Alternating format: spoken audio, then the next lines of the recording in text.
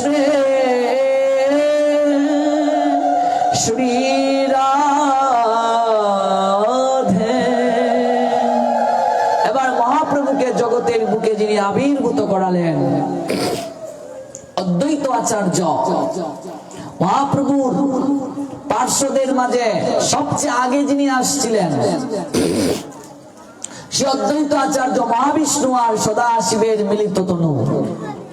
শ্রী অদ্বৈত আচার্যের বাবার নাম কুবের আচার্য, অদ্বৈতের মায়ের নাম নাভা দেবী।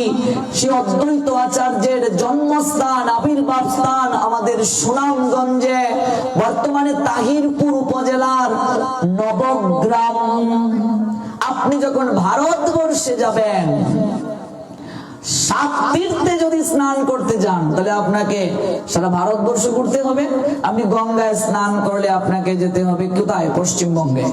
আপনি যমুনায় স্নান করলে আপনাকে কোথায় যেতে হবে? উত্তরপ্রদেশে। গঙ্গে চ যমুনা চৈব গোদাবরী সরস্বতী নর্মদা সিন্ধু কাবেরী জলে অস্মিন সন্নিধিং কুরু। এই যে আমরা সপ্ততীর্থকে আমন্ত্রণ করি, গঙ্গা, যমুনা, গোদাবরী, সরস্বতী, নর্মদা, সিন্ধু, কাবেরী, এক একটা তীর্থ এক এক জায়গায়। কিন্তু আপনি যদি চৈত্র মাসের মধুকৃষ্ণা ত্রয়োদশী তিথির শতবিশাখা নক্ষত্রে আমাদের সুনামগঞ্জের তাহিরপুর উপজেলাধীন ওই পনা তীর্থে স্নান করেন, আপনার 7 তীর্থে স্নান করা হয়ে যাবে। 7টা তীর্থে স্নান হয়ে যাবে। পৃথিবীর আর কোন জায়গায় একসঙ্গে 7টা তীর্থে স্নান করার সুযোগ নাই।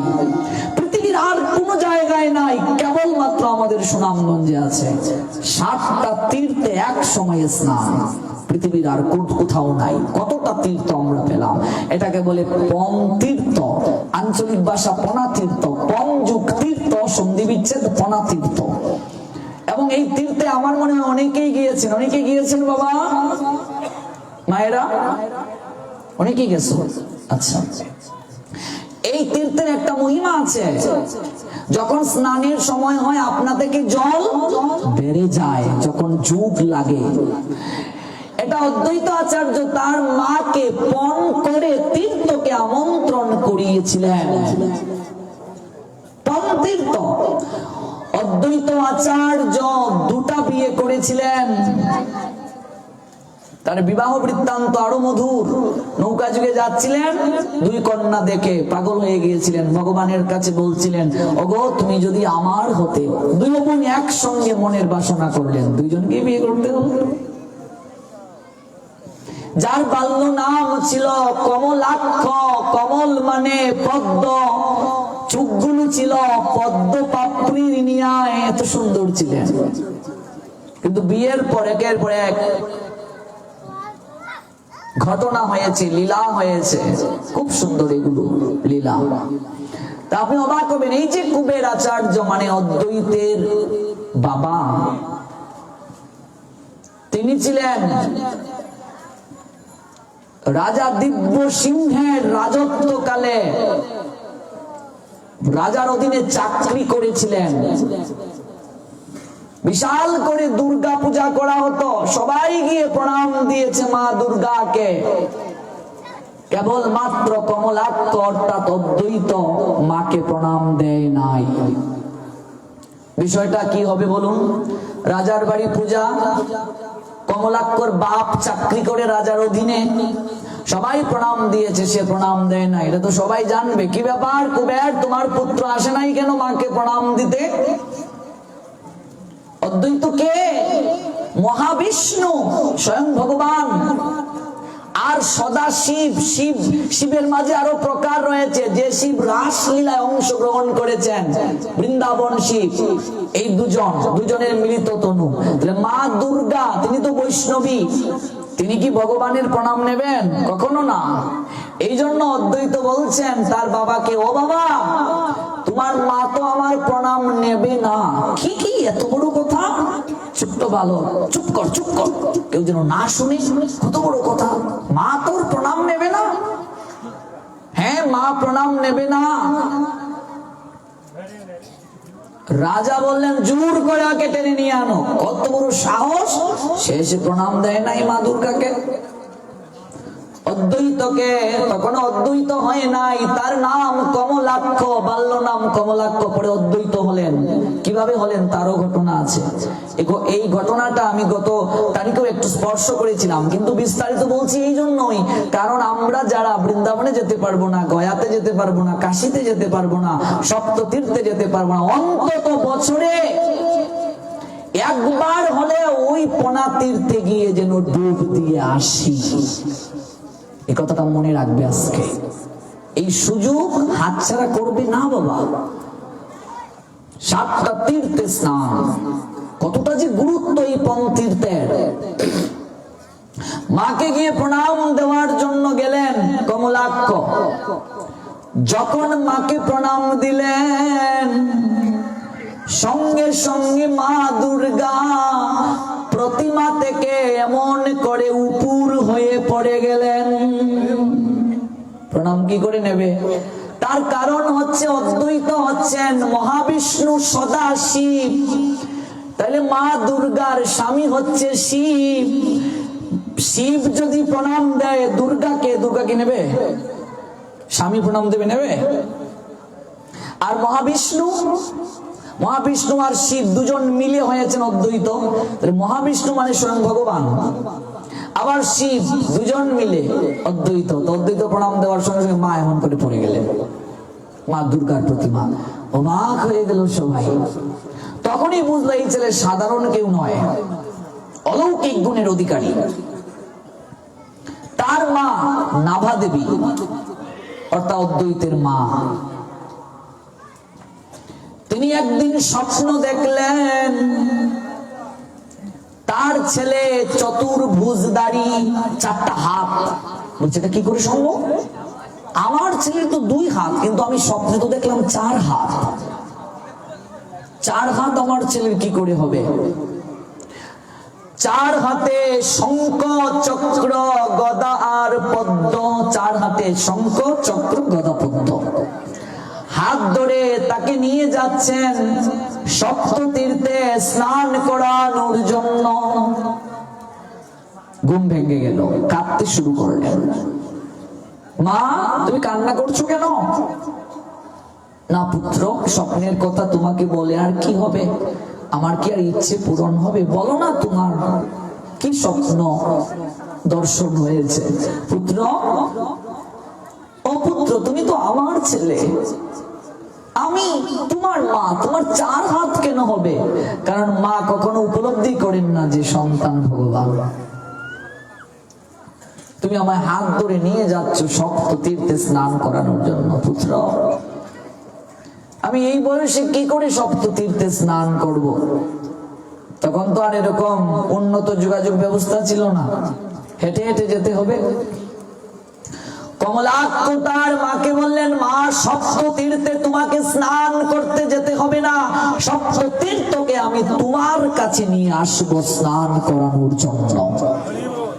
কতটা মায়ের প্রতি ভালোবাসা দেখো, ভক্তি দেখো। মাতৃভক্তি কাকে বলে? এটা তো আমার বাড়ির একেবারে কাছে, আমার বাড়ির কাছে হচ্ছে এই তীর্থ। পৃথিবীর সর্বশ্রেষ্ঠ তীর্থ এই আমার বাড়ির পাশে, সপ্ততীর্থ, পঞ্চতীর্থ, পৃথিবীর সর্বশ্রেষ্ঠ তীর্থ। 7টা তীর্থ এসে মিলিত হয় চৈত্র মাসে মধুকৃষ্ণা ত্রয়োদশী তিথিতে। প্রত্যেক বছরে 20 থেকে 30 লক্ষ লোকের সমাগম হয়। জ্যামেই থাকতে হয় 8 থেকে 10 ঘন্টা। যারা গিয়েছেন তারা জানেন, সারা রাস্তায় হাজার হাজার হাজার গাড়ি। সমগ্র তীর্থকে নিয়ে আসবো তোমার কাছে, তুমি কেন যাবে? ছেলের কথা শুনে মা হাসে। ছোট ছেলে, কি বলছিস আবুল তাবুল? তীর্থ নিয়ে আসবে তুই? বলছে তাহলে আগামীকালই স্নান হবে, যাও। চৈত্র মাস মধুকৃষ্ণা ত্রয়োদশী তিথি, যার কথায় সব চলে।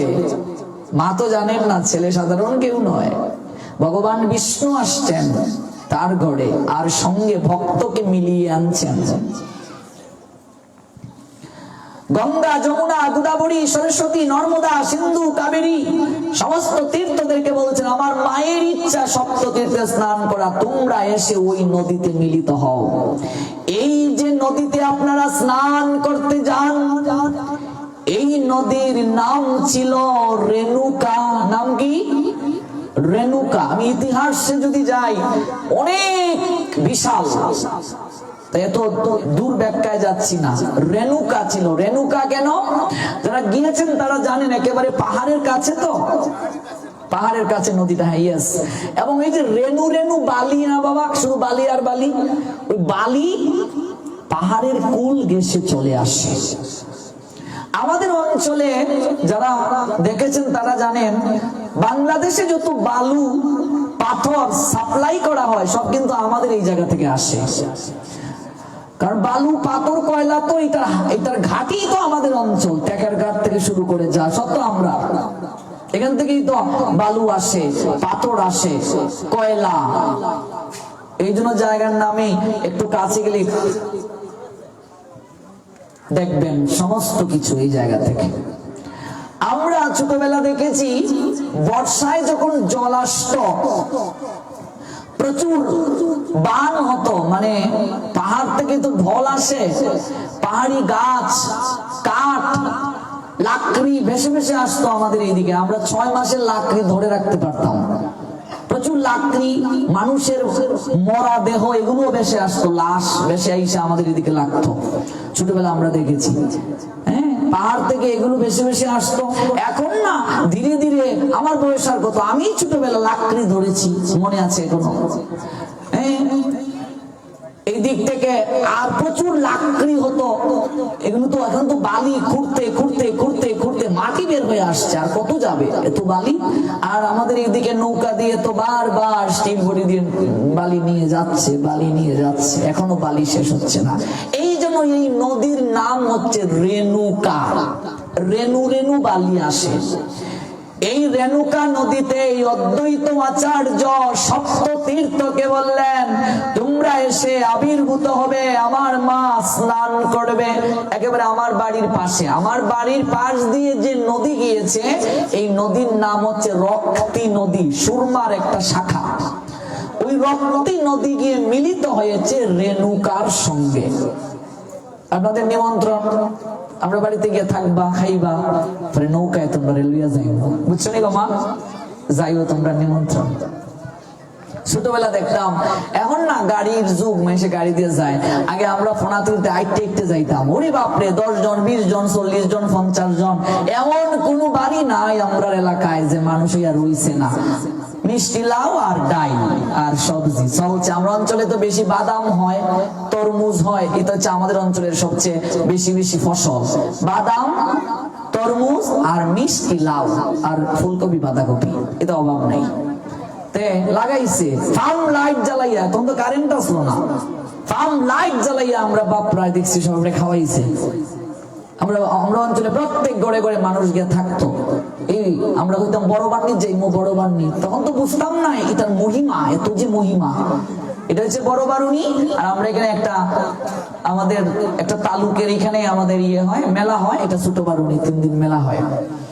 এবার ওই রেণুকা নদীতে আসবে, সপ্ত তীর্থকে আমন্ত্রণ করা হলো।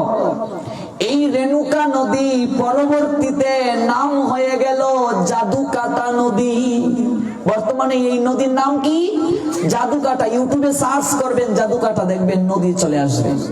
জাদুকাটা। জাদুকাটা কি করে নাম হলো? প্রথম নাম ছিল রেণুকা, রেণুকা থেকে হলো জাদুকাটা।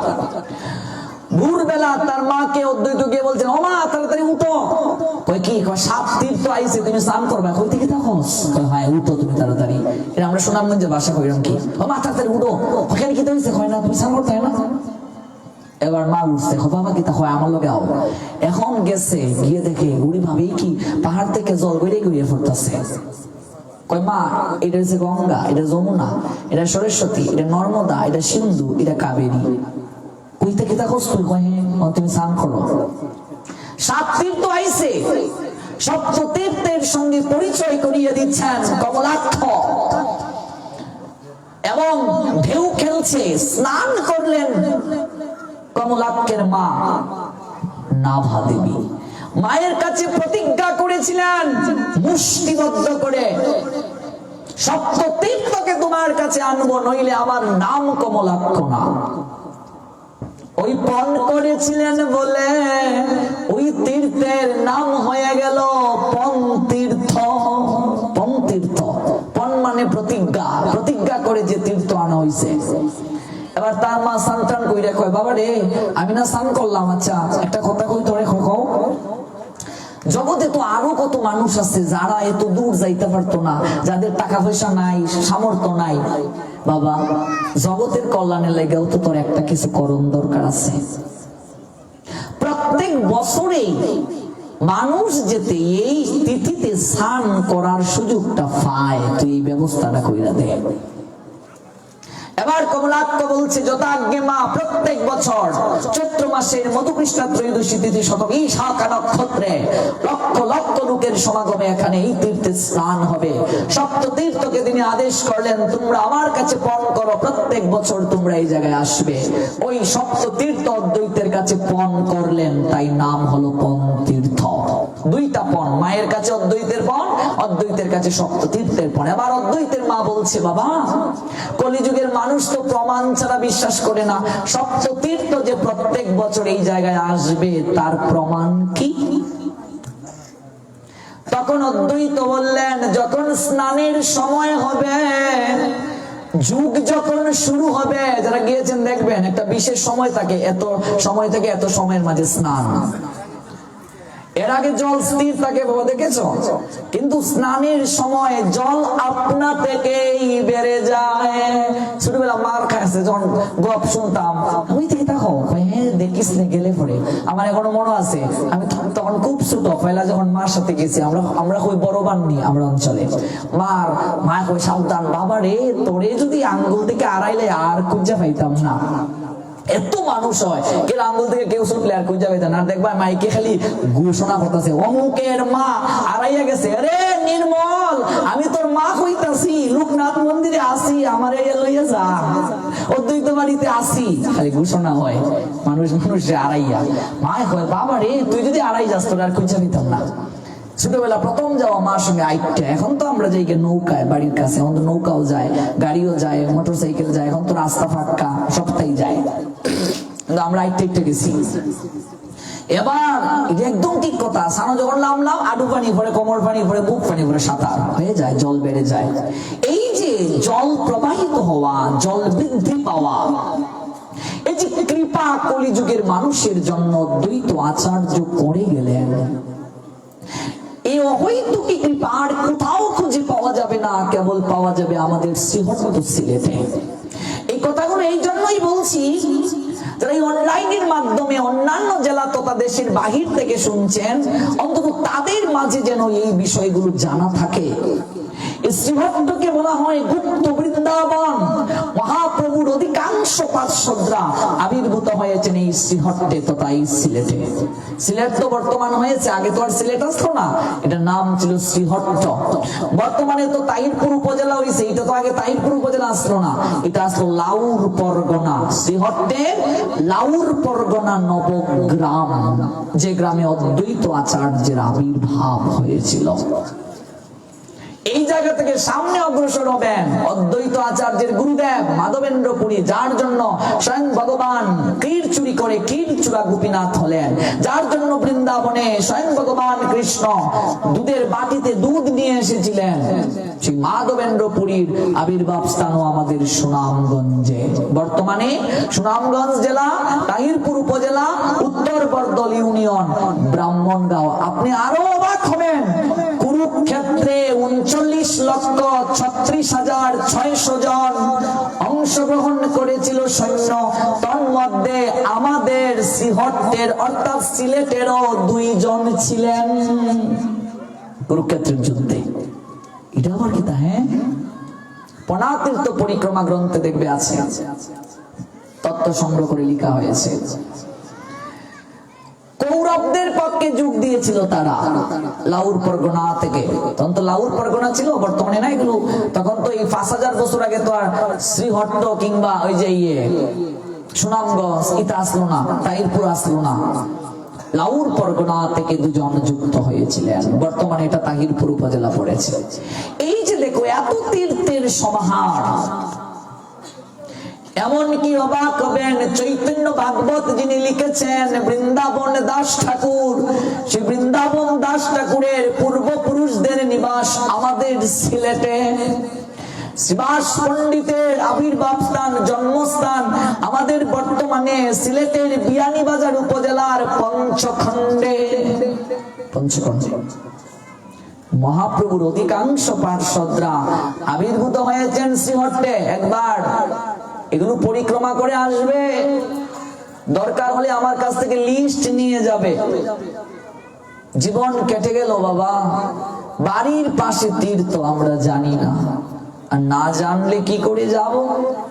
এগুলো যখন দর্শন করবেন অপ্রাকৃত আনন্দ পাবেন। এই আনন্দ আর অন্য কোথাও খুঁজে পাওয়া যাবে না। এই আনন্দই প্রকৃত আনন্দ। এই আনন্দে যদি একবার ঘাট বাসাতে পারি আমরা পরমানন্দ লাভ করতে পারবো। এই জন্য শ্রীহট্ট সর্বশ্রেষ্ঠ, সর্বদিক থেকে শ্রীহট্টকে শ্রেষ্ঠ বলা হয়েছে। মহাপ্রভুর পূর্বপুরুষদের নিবাস শ্রীহট্ট, মাতৃনিবাস শ্রীহট্ট। আমরা কোন জায়গা থেকে গিয়েছিলাম? মামার বাড়ির প্রসঙ্গ থেকে। বংশে যদি বৈষ্ণব হয় 21 কুল উদ্ধার হয়। মায়ের কয় কুল? তোমরা মায়েরা জানতাই না কয় কুল? 14 কুল। এটা তো ফুলা একটা বৈষ্ণব না বানাইলে হইতো না। 4 ছেলে। কয় ছেলে মেয়ে গো তোমার? আমার নয়, ভগবানের মাল 4 ফুলা। তুই 1 ফুলা দিলাও ভগবানের সেবায়। ও মাই গো, খানুরে ছাড়া আমি কেমনে থাকবো? এত সহজ নয়। কয় ছেলে মেয়ে বাবা? আমার নয়, ভগবানের সম্পদ 3 ছেলে। বাবা একটা ছেলে দিয়ে দাও ভগবানের সেবার জন্য মন্দিরে। এবার বাবাই কইব ভানুরে ছাড়া আমার ঘুম আয় না। আমরা কি মন থেকে বলি ভগবানের সন্তান? প্রশ্নই ওঠে না, এগুলো মুখে মুখে। আমার নয়, ভগবানের সংসার। ভগবানও আমার ছেলে, গোপাল আমার ছেলে। খাওন দেও কিতা? প্রত্যেকদিন একটু চিনি, একটু বাতাসা, আর সপ্তাহে একটা লাড্ডু। চিনি আর মিষ্টি খাওয়াতে খাওয়াতে ভগবানেরও ডায়াবেটিস হয়ে যেতেছে।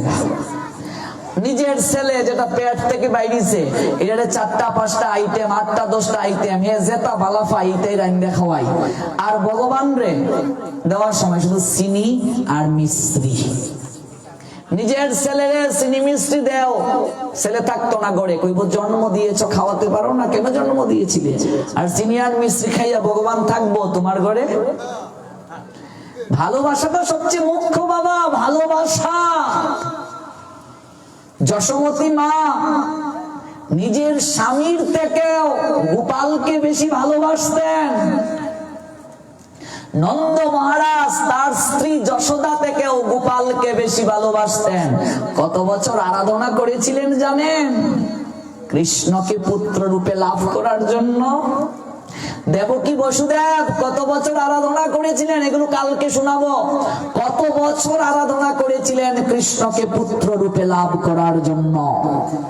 এত সহজে কৃষ্ণ আসছে না পুত্র হয়ে, এত সহজ, তো সহজ নয়। সাধনা ছাড়া কিছুই সম্ভব নয়। সাধনাটাই জীবনের মুখ্য,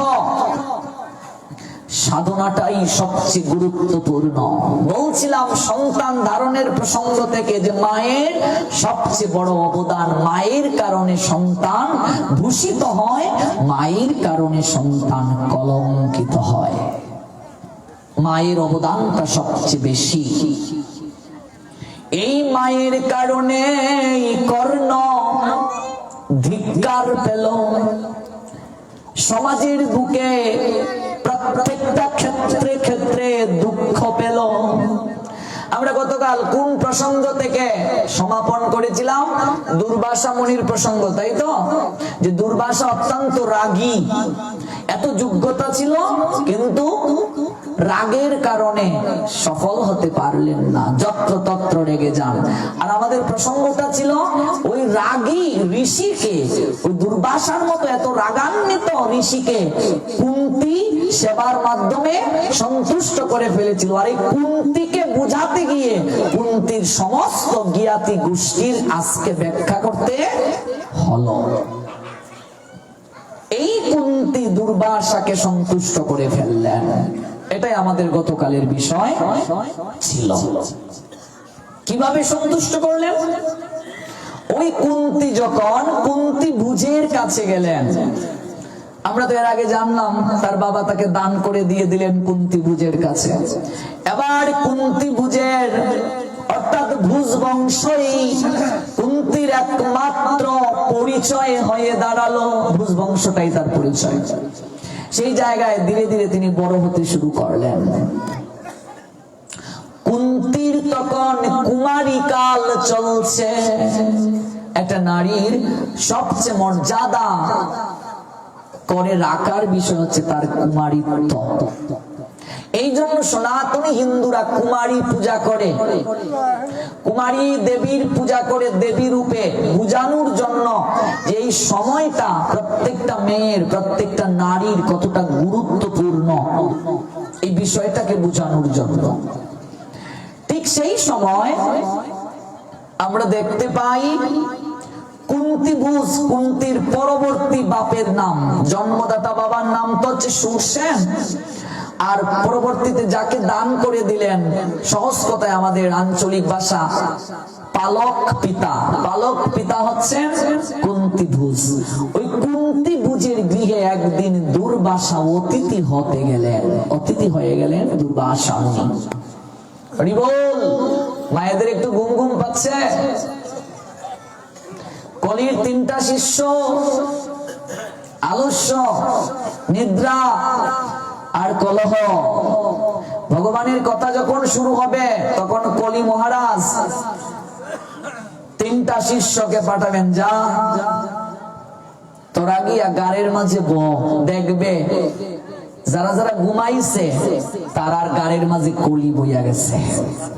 আমি এখান থেকেই বুঝতেছি কারার গাড়ে গাড়ে উঠছে, কারণ কৃষ্ণ কথা শুনলেই তো আমরা পরিবর্তন হয়ে যাব, আমাদের মঙ্গল হয়ে যাবে। আর কলি চাইবে না পরিবর্তন করতে। যা গাড়ো গিয়ে একটা কি নিদ্রা।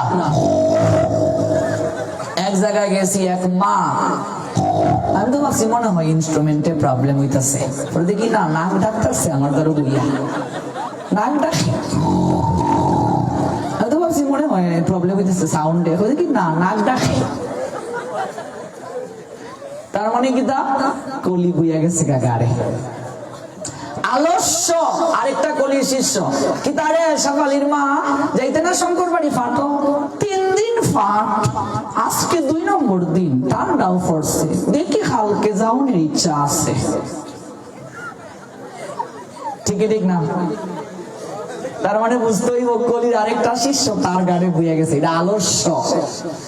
আলস্য যখন করবাই কলির শিষ্য বইয়া গেছে। কলির শিষ্য কয়টা?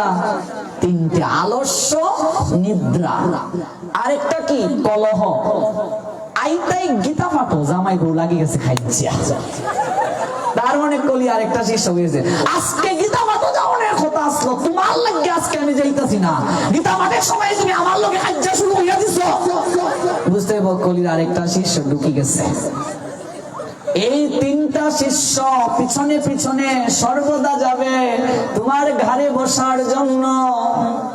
এই 3টা শিষ্যকে কি কইরা দূর করবাই? খালি যে জামাইয়ে খাজ্জা করে তা নয়, জামাইয়াই তো বউ লাগি গেছে। হ্যাঁ, গীতা পাঠ কিনা বড় লেবুর নাই, মরিস নাই, এইদিকে করে না নাই, গীতা পাঠ শুনতে গেছো গা, বুঝে যাবে ঢুকি গেছে কলি। অনেকে কইব না সিরিয়াল আজকে জমি গেছে, আজকে না কালকে যাই পর্বটা দেখতে যাই, ঢুকে গেছে কলি। এই 3 শিষ্যকে কি করে দূর করবে? তাই মাঝে মাঝে উলুধ্বনি হবে, হরিধ্বনি হবে। এত এত মায়েরা উলুধ্বনি এত কম কেনে? এই জিহ্বা পেয়েও যারা উলুধ্বনি করবে না, পরবর্তী জন্মে তারা ব্যাঙ হয়ে জন্ম নেবে।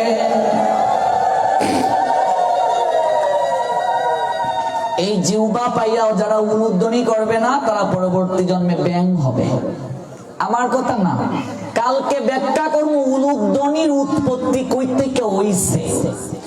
ভগবান মায়েদেরকে এতটা শক্তি দিয়েছেন, কোন মা যদি মন্ত্র নাও জানে, যদি ভগবানকে বুক দিয়ে শুধু উলুধ্বনি করে, তাহলেও ভগবান সেবা গ্রহণ করে ফেলে।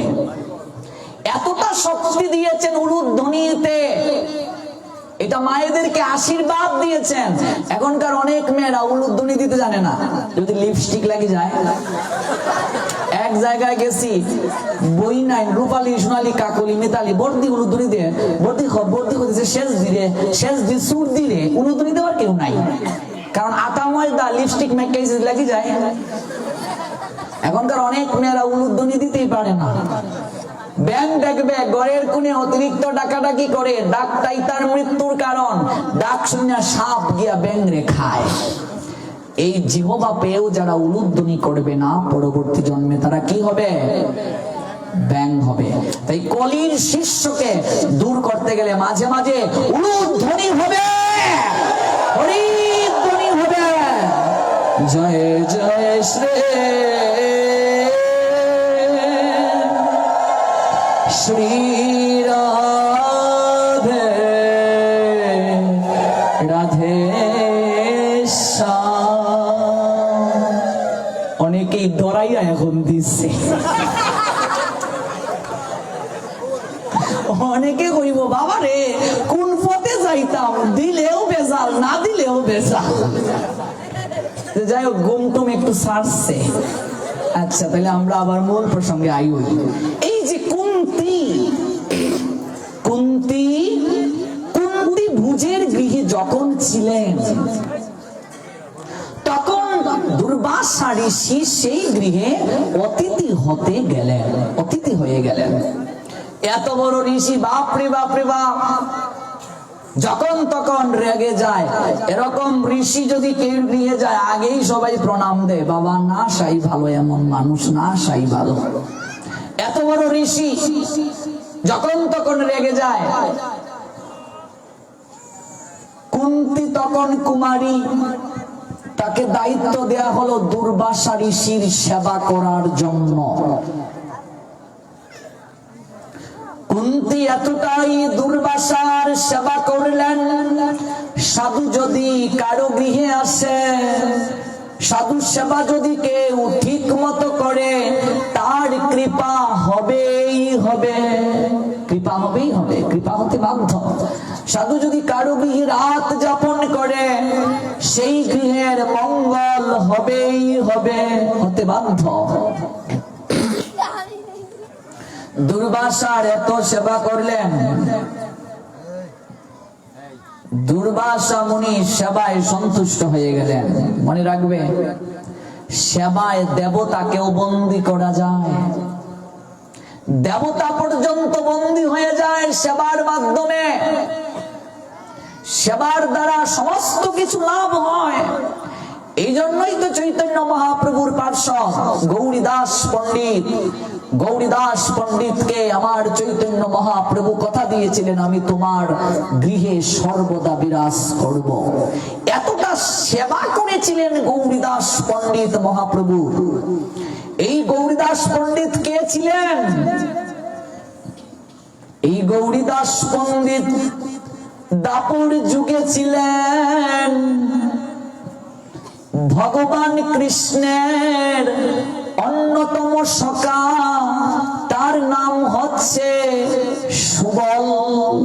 কি ছিলেন? সুবল। ত্রেতা যুগে গৌরীদাস পণ্ডিত ছিলেন বিভীষণের পুত্র তরণী সেন। দেখো, একটার সঙ্গে আরেকটা লিঙ্ক আছে।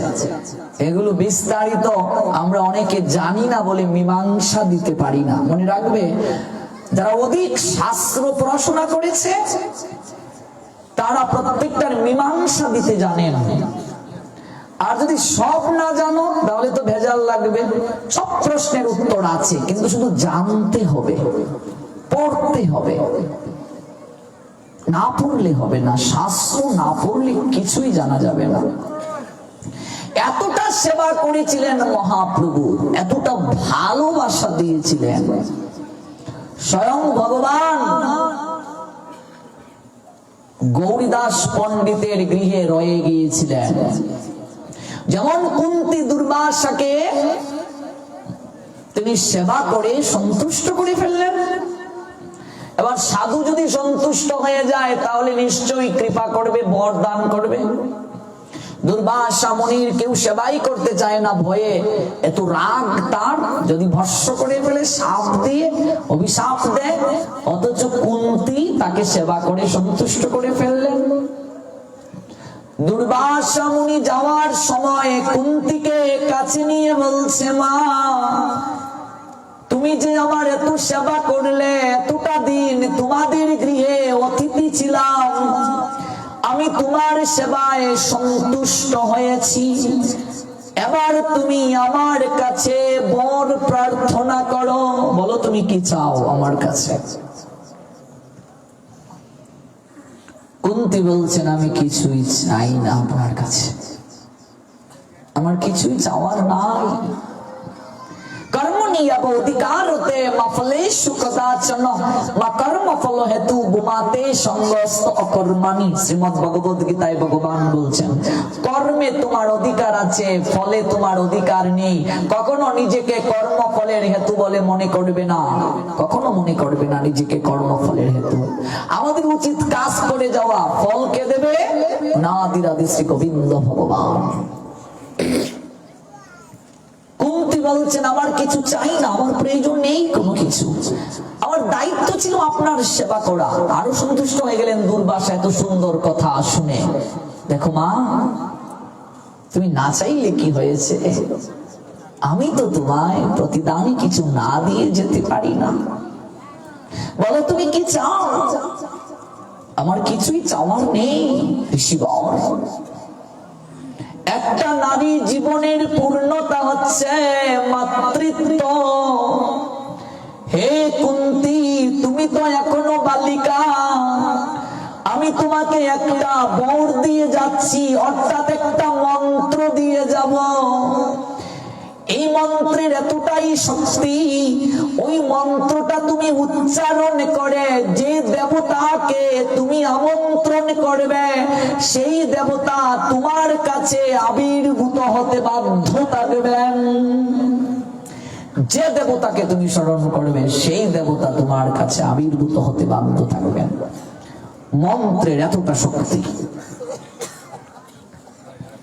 এখানেই শেষ নয়, তুমি যে দেবতাকে আমন্ত্রণ করবে, সেই দেবতার প্রসাদে, প্রসাদ মানে কৃপা, সেই দেবতার কৃপায় তার গুণাবলী সম্পন্ন তুমি একটা পুত্র সন্তান লাভ করতে পারবে। একটা পুত্র লাভ করতে পারবে যে দেবতাকে স্মরণ করবে, সেই দেবতার মাধ্যমে। এই যে গীতা যে আসলো, আমরা যে গতকাল গীতায় ঢুকলাম, আজকে আমি আলোচকদের প্রতি সম্মান রেখে বলছি, প্রত্যেক আলোচকরাই আমাদের শ্রদ্ধাস্পদ সম্মানীয়, কিন্তু অনেক আলোচকেরা এভাবে ভেঙ্গে ভেঙ্গে আলোচনা করেন না, যার কারণে আমরা বুঝি না। আগে গীতায় যেতে গেলে আপনাকে গীতার আগে অনেক ঘটনা শুনতে হবে, নইলে গীতা বুঝবে না বাবা। গীতায় প্রবেশ করার পূর্বে আপনাকে অনেক কথা জানতে হবে। প্রথম যে অধ্যায় অর্জুন বিষাদ যুগ, এটা জানতে গেলে অফকোর্স আপনাকে মহাভারত জানতে হবে। মহাভারতের শ্লোক জানো কত? 1 লক্ষ। একটা মহাভারতের দাম বাংলাদেশ মূল্য 57,000 টাকা। 1 লক্ষ শ্লোক। এটা ওই যে বাজারে যে পয়ার ছন্দে মহাভারত পাওয়া যায়, এগুলো না, এগুলো তো অনেক ভুল তত্ত্ব। মূল মহাভারত সংস্কৃতে লিখা, 1 লক্ষ শ্লোক, বাংলাদেশে 57,000 টাকা মূল্য। 57,000। এত টাকা দিয়ে গ্রন্থ কিনবে কে? টাকা কোথায়? পড়বে কে? পড়ার সময় কোথায়? আমার মতো পাগল তো আর সব না। আমি ছাত্র জীবনে 1 লক্ষ টাকার গ্রন্থ সংগ্রহ করেছিলাম। যখন আমি পড়াশোনা করি তখনই। গ্রন্থের যে কৃপা, গ্রন্থ না পড়লে কিছু হবে না। আমার এক প্রবাসী পাটের ভক্ত স্বপন প্রভুজি 1 লক্ষ টাকা গ্রন্থের জন্য দিয়েছেন, এই মহাভারত কেনার জন্য, রামায়ণ কেনার জন্য। এগুলো না পড়লে হবে না, জানা যাবে না। এই জন্য গ্রন্থ তো আর একা কেনা সম্ভব নয়। যদি 10 লক্ষ টাকার গ্রন্থ কিনা যায় তাহলে মোটামুটি সনাতনীদের জন্য বা হিন্দু তথা সনাতনী ধর্ম সম্পর্কে কিছুটা জানা যাবে 10 লক্ষ টাকার গ্রন্থ কিনলে। বুঝতে পেরেছো বাবা? এবার পড়ার সময় কই? ইন্টারনেট ফেসবুক যুগের মানুষ আমরা, সারা রাত স্যাট আর কলেজে গিয়ে জিমায়। আমাদের বয়সী ছেলেমেয়েরা এমন এমন হয়ে গেছে, বই পড়ার তো আগ্রহী নাই, গ্রন্থ পড়বে কখন? প্রত্যেকের হাতেই মোবাইল সেট। 4 বন্ধু আগে যদি দেখা হতো, শহর থেকে বাড়িতে যদি আসে গ্রামের বাড়ি, 4 বন্ধু এক লগে বইতো, একজন আরেকজনের জড়াই দূরে ঘুমাইতো, কত কথা। এবার 4 বন্ধু আয় ঠিকই, 4 জনের হাতে অ্যান্ড্রয়েড সেট, এক জায়গায় বইছে ঠিকই, কেউ লোকে কেউর কথা না সেট করতেছে। ঠিকই ঠিক না? বলো ঠিকই ঠিক না? এক জায়গায় বইছে কিন্তু ভালো মন্দ কথা নাই, হৃদয়ের কথা শেয়ার নাই, খালি সেট। আর এই ফেসবুক যে কত যন্ত্রণা দিচ্ছে, কত আমাদেরকে ঠকাচ্ছে। ফেসবুকে যারে দেখলাম ক্যাটরিনা, বাস্তবে গিয়া দেখি হে গুজরিনা। ফেসবুকে যারে ভালোবাসলাম জাক্কাস আলী, গিয়ে দেখি হে গো আক্কাস আলী। কোনো মিল নেই। এডিট কইরা ছবির লগেও মিল নাই, আর ফেক। আপনি অবাক হবেন, এগুলো আমার চোখে দেখা। 3 বাচ্চার মা ফেসবুক আইডিতে আইডির নাম দিছে চিরকুমারী। ফেসবুক আইডিতে নাম দিছে চিরকুমারী। কোথায় যাবে বলো? 3 বাচ্চার মা, ফেসবুক আইডির নাম চিরকুমারী। এই যে অবস্থা, এই যে বর্তমান প্রেক্ষাপট, এহেন প্রেক্ষাপটে গ্রন্থ পড়ার প্রতি আসক্ত নেই। এত গ্রন্থের কথা বাদ দাও, অন্তত গীতাটাই তো পড়ি না আমরা। আমি সনাতনী হিন্দু বলে যে পরিচয় দিচ্ছি, অন্তত শ্রীমদ ভগবত গীতাটা তো আমার পড়া উচিত। গীতা শ্লোক হচ্ছে 700, ভগবানের 574টা, অর্জুনের 85টা, সঞ্জয়ের 40টা, ধৃতরাষ্ট্রের 1টা। এই যে 700 শ্লোক, এই 700 শ্লোক তো মুখস্থ করা ব্যাপারই না। আপনি আপনার সন্তানকে যদি 15 দিনেও একটা শ্লোক শিখান, জীবনে 700 শ্লোক মুখস্থ করা ব্যাপারই না। ধার্মিক মুসলমানদের দিকে তাকাও, কুরআন ওদের কণ্ঠে আছে, কণ্ঠে। লক্ষ লক্ষ মানুষের কুরআন মুখস্থ ধার্মিক মুসলমানদের। গীতা কয়জনের মুখস্থ আছে? এই ব্রাহ্মণবাড়িয়া জেলার মাঝে, এই চট্টগ্রাম বিভাগ, এইটা কয়জনের মুখস্থ গীতা? এগুলো কি ভাবার বিষয় না? 700 শ্লোক তো শিখা ব্যাপারই না। আমাদের এই যে আগ্রহ, এটা দিন দিন হ্রাস পাচ্ছে। গ্রন্থ যতদিন পর্যন্ত না পড়ব, ততদিন পর্যন্ত কিছুই আমরা জানবো না। আর গ্রন্থ না পড়ার কারণে আজকে সমাজে এত বিবাদ, এত বিসংবাদ, সমাজের মাঝে এত বিশৃঙ্খলা, একটার পর একটা জঞ্জাল লেগে আছে, কুসংস্কারে পড়ে আছে। আমরা ব্রাহ্মণ ঠাকুর যারা, পুরোহিত যারা, এরার জ্ঞান কেবল শুধু পুরোহিত দর্পণ আর পঞ্জিকার মাঝে সীমাবদ্ধ। অপরাধ নিও না আমার কথায় বাবা, আমি ব্রাহ্মণদেরকে নিন্দা করছি না, শ্রদ্ধা সম্মান রেখে বলছি, ওনারা আমাদের শ্রদ্ধাস্পদ। তারা কেবল পুরোহিত দর্পণ, যেটা দিয়ে চালতলা বিদ্যা হবে, আর হচ্ছে পঞ্জিকা, আর কোনো জ্ঞান নেই। অথচ তারাই তো সমাজের মাথা, তারাই তো আমাদেরকে বুঝাবে।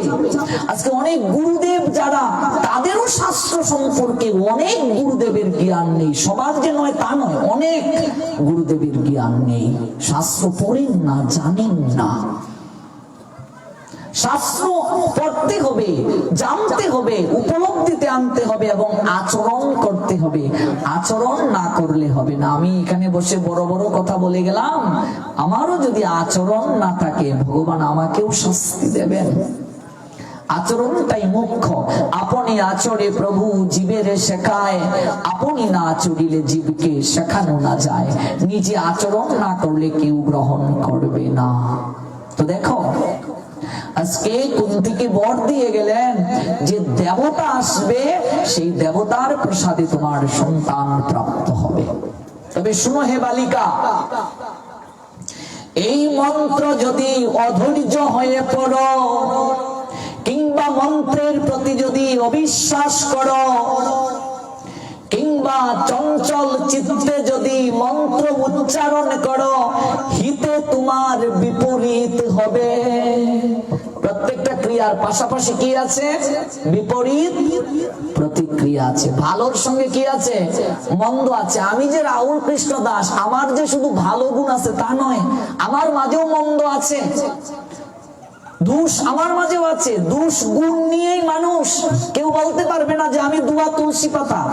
দেবতাদের মাঝেও পর্যন্ত দোষ আছে, কেবলমাত্র দোষ ছাড়া কে?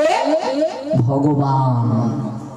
ভগবানের কোনো দোষ নেই, ভগবানের মাঝে ত্রুটি নেই।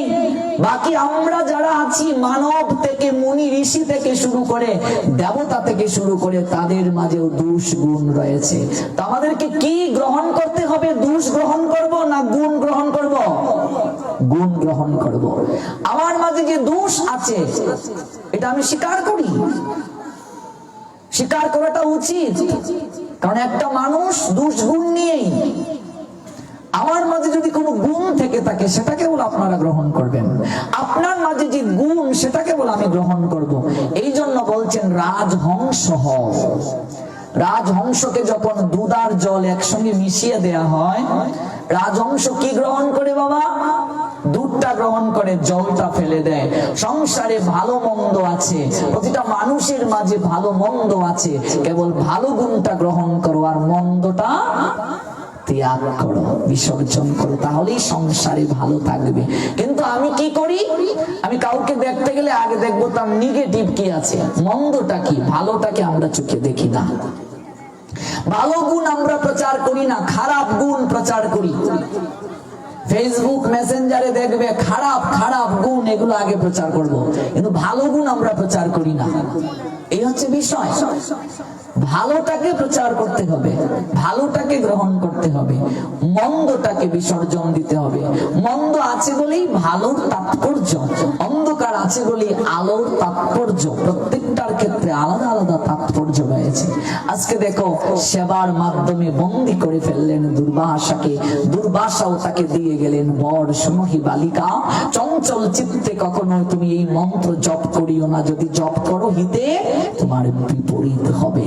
আমরা আগামীকাল শুনবো এই কুন্তী এই মন্ত্র পেয়ে এমন কি আচরণ করলেন, যে আচরণের কারণে যে কুন্তী পৃথা থেকে কুন্তী হলেন। দুর্বাসার অপ্রাকৃত প্রসাদে তিনি আজকে ভূষিত হলেন, এত বড় একটা মন্ত্র পেলেন। অথচ এই মন্ত্রটা তিনি এমন কি সদ্ব্যবহার করলেন, বা এই মন্ত্রের এমন কি ক্রিয়ায় তিনি আবদ্ধ হয়েছিলেন বলে আজকে এই কুন্তীর চরিত্রটা বিশেষ ভাবে সমাদৃত হলো, কিংবা যে কর্ণ সমাজের বুকে নিন্দিত হলো। আমরা এই প্রসঙ্গটা গীতায় প্রবেশ করি। গতকাল শুরু করেছিলাম অর্জুনের দুইটা নাম, পার্থ আর কৌন্তেয় থেকে। দুটো প্রশ্ন এসেছে, দান কত প্রকার, কোন দানের কি ফল হয়? দান তিন প্রকার, সাত্বিক, রাজসিক, তামসিক। এগুলো আমরা আগামীকাল বিস্তারিত ব্যাখ্যা করব। আর ওম আর কৃষ্ণের মাঝে ব্যাখ্যা করতে বলেছেন, এগুলো আমরা আগামীকাল শুনবো। চলুন আমরা একটু গৌর চরণে বন্দনা আমরা করি এবং গৌর চরণে একটু আত্মনিবেদন করে আজকের মতো কৃষ্ণ কথা এখানে বিশ্রাম টানবো। আগামীকাল যেহেতু শেষ দিন, আমরা আরো একটু বেশি সময় শোনার চেষ্টা করব। আজ আমরা 8:30 থেকে প্রায় 11:15 পর্যন্ত শুনলাম, 2.5 ঘন্টার উপরে। কালকে ঠিক রাত 8 ঘটিকায় যদি আমরা সবাই এসে যাই, আমরা আরো একটু বেশি সময় শুনতে পারবো। কারণ সবকিছুর তো একটা নির্ধারিত সময় আছে। 12টায় ভগবান বিশ্রামে যাবেন, 12টার ভেতরে শেষ করাটাই উত্তম। এরপরে একটু নৃত্য হবে, নৃত্যে আমরা সবাই আনন্দ করব। গতকাল দেখেছি আমরা মায়েরা নৃত্য করে নাই, আজকে করবে। হ্যাঁ, আচ্ছা ঠিক আছে, সবাই একটু নৃত্যে অংশগ্রহণ করব। জয় নিতাই গৌর গৌর গৌর হরে গৌরা গৌরা গৌরা হরি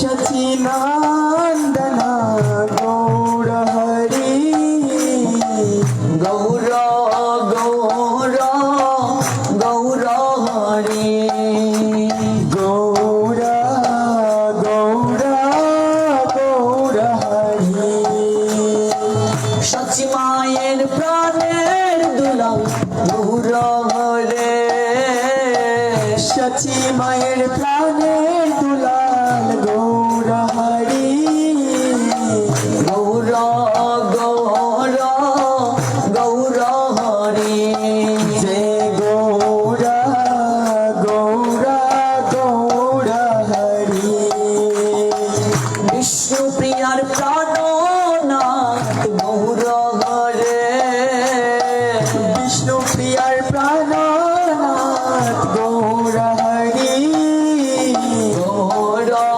गौर गौर हरे गौर गौर गौर हरि लक्ष्मी प्रियार प्राण बल्लभ गौर हरे लक्ष्मी प्रियार प्राण बल्लभ गौर हरि गौर गौर गौर हरे गौर गौर गौर हरि गदाधरेर प्राण बधुआ गौर हरे गदाधरे प्राण बधुआ गौर हरि गौर गौर गौर हरे गौर गौर गौर हरि गौर हरे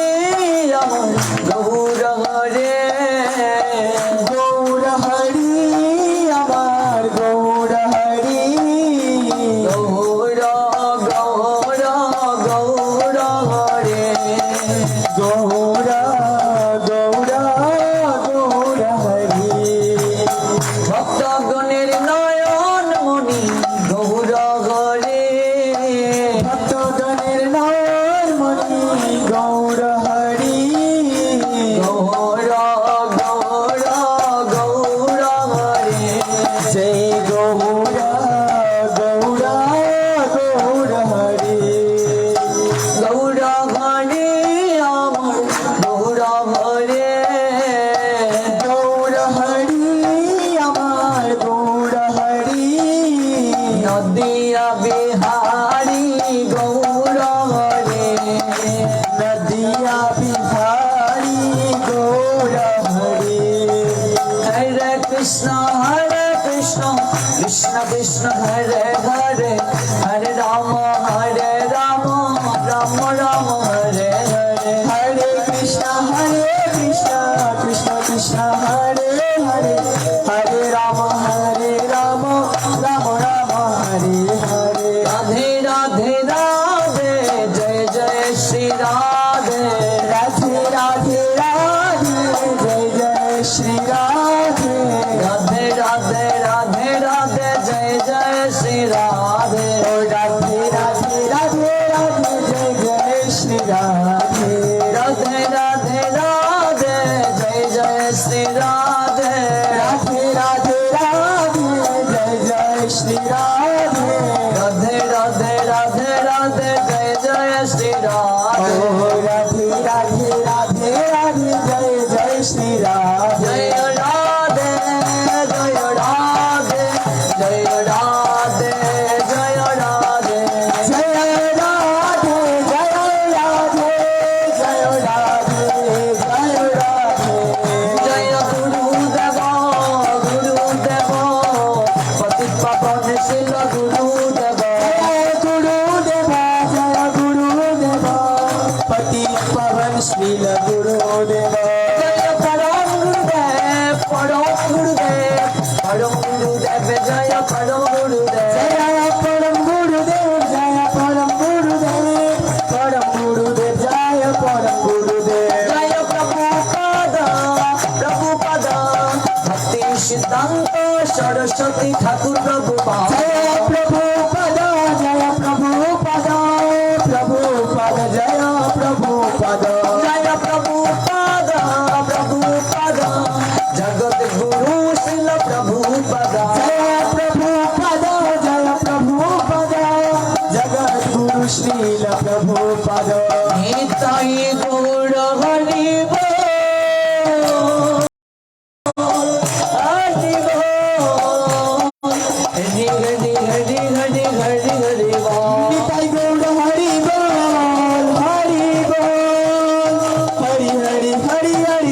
হরি বল হরি বল হরি বল গৌর হরি বল হরি বল হরি বল গৌর হরি বল হরি বল হরি বল গৌর হরি বল হরি বল হরি বল গৌর হরি বল নিতাই গৌর হরি বল হরি বল হরি হরি হরি হরি হরি হরি বল নিতাই গৌর হরি বল হরি বল হরি হরি হরি হরি হরি হরি বল গৌর প্রেমানন্দে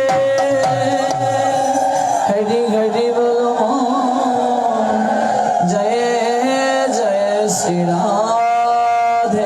রাধেশ্বর গঙ্গা গীতা সুষবিতৃষিতা সত্যপতি ব্রত ব্রহ্মাবলি ব্রহ্ম বিদ্যা ত্রিসন্দ মুক্তি গহিনী অর্ধমাত্র চিদানন্দ ভবগ্নি ভ্রান্তি নাশিনী বেদোত্রয়ী পরানন্দ তত্তর্থ জ্ঞান মঞ্জুরি ইত্যতানি জপি নিত্যং নর নিশ্চল মানস জ্ঞান সিদ্ধি লভি নিত্যং তথান্তে পরমং পদম ওম তৎসৎ ওম তৎসৎ ওম তৎসৎ যৎকারং পরিভ্রষ্টং মাত্রহীনং চ যদ ভবেত পূর্ণং ভবতু তৎসর্বং তৎপ্রসাদত সুরেশ্বর গৌরী ভক্ত বৃন্দের পদে নমস্কার সবে কৃপা করি চরণ ধুলি শিরে রাম